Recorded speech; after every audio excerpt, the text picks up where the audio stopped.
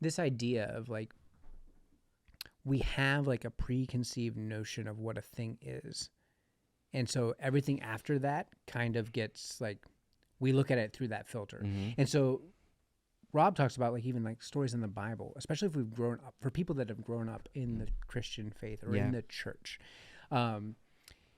We are told a very specific narrative about these passages, these stories, these poems, these letters. Yeah. And this is what they mean. Right. And that, rightfully so, holds a big place in our heart. Right.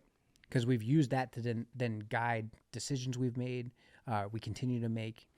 And to, I guess, like, be in a position where it's like acknowledging that, like, letting the text, I guess, speak for itself, live on its own. Mm-hmm. Like he always says, like, go back to the Bible and to the words, and everything that we've heard, and it's not all bad or wrong, but has all come from hundreds of translators through a lot of iterations, through a couple thousand years.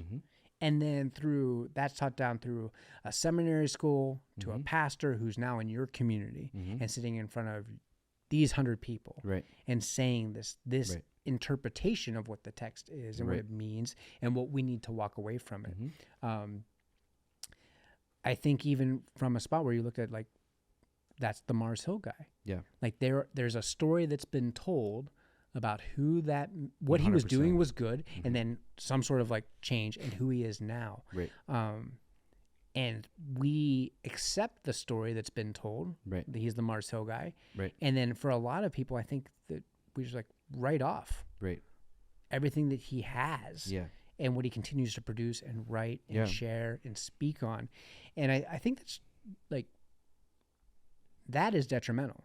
It is. Because we're taking a narrative from one perspective and then taking everything else he has to share. And clearly, if you read the book, go through it, he has invested he has such a reverence and a heart and knowledge of the text and the language.